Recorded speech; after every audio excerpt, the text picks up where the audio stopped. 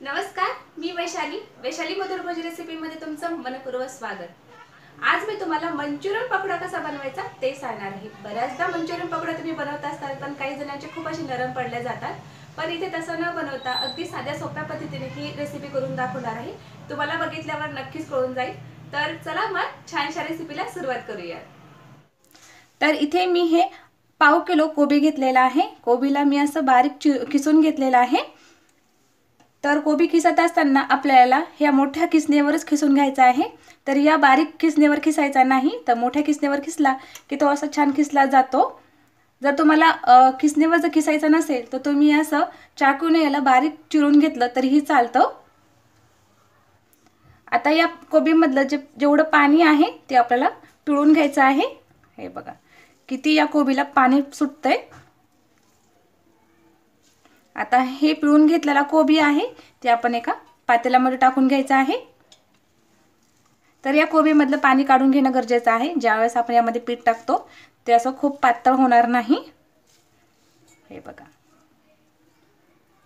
बघा मस्त असं काढून घेतलेलं आहे। तर याच प्रकारे आपण हे सगळा कोबी असा पिळून घेऊया। तर इथे मी हा सगळा कोबी पिळून घेतलेला आहे।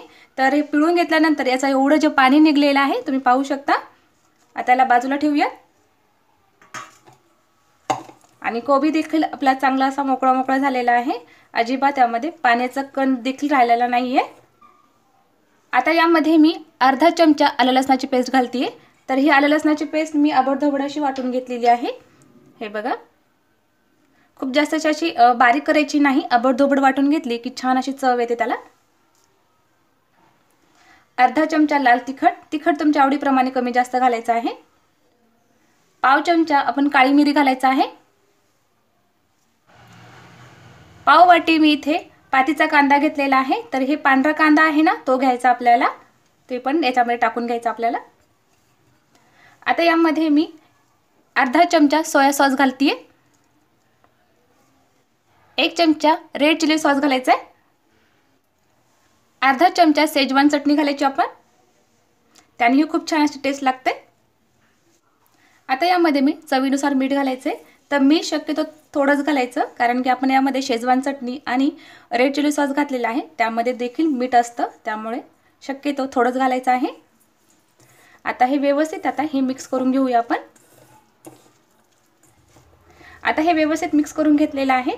आता यामध्ये मी हे पाव वाटी कॉर्नफ्लॉवर घालतेय।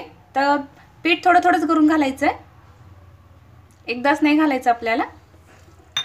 आणि हे कॉर्नफ्लॉवर जे आहे ते व्यवस्थित त्यामध्ये मिक्स करून घ्यायचं आहे। खूप असं जोर देऊन मळायचं नाही, हलक्या हाताने याला मळून घ्यायचं। तुम्हाला यामध्ये लाल रंगाचा फूड कलर घालायचा असेल तर तेही घालू शकता, पण मी यामध्ये घालत नाहीये। आता हे जेवढं उरलेलं आहे ते पण यामध्ये टाकून घ्यायचं आहे आपल्याला। म्हणजे साधारण यामध्ये मी पाऊण वाटी कॉर्नफ्लॉवर घेतलेला आहे। आता हे व्यवस्थित मिक्स करून घेतलेलं आहे। आता यामध्ये मी अर्धी वाटी मैदा घेतलेला आहे, तोही यामध्ये टाकून घ्यायचा आहे। आणि याला व्यवस्थित असं मिक्स करून घ्यायचंय। तर आपल्याला एक्स्ट्राचं पाणी टाकायचं नाही, तर या कोबीलाच पाणी असं सुटलं जातं। आता हे जे एवढं उरलेलं आहे मैदा तेही आपण यामध्ये टाकून घेऊया। तर इथे कॉर्नफ्लॉवर मला फक्त पाऊण वाटी लागलेला आहे आणि मैदा मला अर्धी वाटी लागलाय। तर दोन्ही असं व्यवस्थित मिक्स करून घेतलं ना तर आपले मंचुरियन खूपच असे छान कुरकुरीत होतात। तर या ठिकाणी बघा मी हलक्या हातानेच असं हे मळून घेतलेलं आहे, खूप जोर देऊन असं मळलेलं नाहीये। तर या ठिकाणी बघू शकता हे पीठ असं जर पडत असेल ना तर समजायचं आपलं पीठ छान असं परफेक्ट तयार झालेलं आहे। आणि याला असं आपण 5 ते 10 मिनिटांसाठी असं ठेवायचं नाही, म्हणजे हे पीठ जर खूप असं मुरलं तर याला पाणी वगैरे सुटलं जातं आणि जे पकोडे आहेत ते असे छान कुरकुरीत लागत नाहीत। त्यामुळे हे पटकन असं हे मळून घ्यायचं आणि लगेच याची पकोडे बनवून घ्यायचे आहेत। तर इथे मी एकीकडे हे तेल गरम करायला ठेवलेलं आहे। तेल आपलं चांगलं तापलेलं आहे। आता यामध्ये आपण हे एक एक करून यामध्ये पकोडे टाकून घेऊया। हे बघा अशा प्रकारे आपल्याला हे पकोडे टाकून घ्यायचे आहेत। तर या कढईमध्ये जेवढे बसतील तेवढे टाकून घ्यायचे आहेत आपल्याला। आता हे पकोडे आपल्याला मीडियम गॅसवर छान तळून घ्यायचे आहेत। हाय फ्लेमवर वगैरे तळायचे नाहीत, नाहीतर पकोडे आपले वरून तर छान क्रिस्पी होतात पण आतून ते असे तळे जाणार नाहीत. आणि याला सोनेरी रंग येईपर्यंत आपल्याला छान असे तळून घ्यायचं आहे. आता हे पकोडे आपले छान असे तळायला लागलेले आहेत, बघू शकता. आता इथे थोडासा गॅस आता हाय फ्लेमच ठेवायचा आपल्याला. साधारण आपल्याला 3 ते 4 सेकंदच आपल्याला हे पकोडे छान कुरकुरीत होईपर्यंत चांगले तळून घ्यायचे आहेत. खूप जास्त वेळ ठेवायचा नाही, नाहीतर आपले हे पकोडे आहेत ते करपू शकतील. तर या ठिकाणी बघू शकता मस्त असा कुरकुरीतपणा आलेला आहे. आता लगेच आपण याला प्लेटीत काढून घेऊया. तर या ठिकाणी बघा मस्त असे तळे गेलेले आहेत.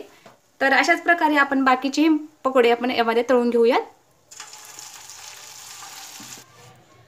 तर इथे मी हे सगळे मंचुरियन पकोडे तळून घेतलेले आहेत. तर याचा आवाज तुम्ही ऐकू शकता.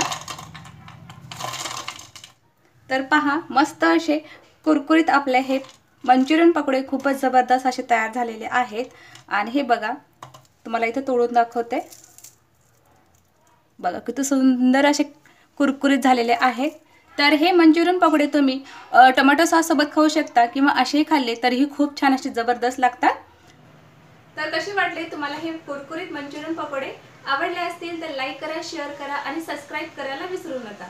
तर हे मंचुरियन पकोडे तुम्ही घरी नक्की ट्राय करा आणि कसे झाले ते कमेंट बॉक्स मध्ये नक्की कळवा. तर लवकरच भेटू अशी छान रेसिपी बरोबर. तर हा व्हिडिओ तुम्ही शेवटपर्यंत पाहिल्याबद्दल धन्यवाद.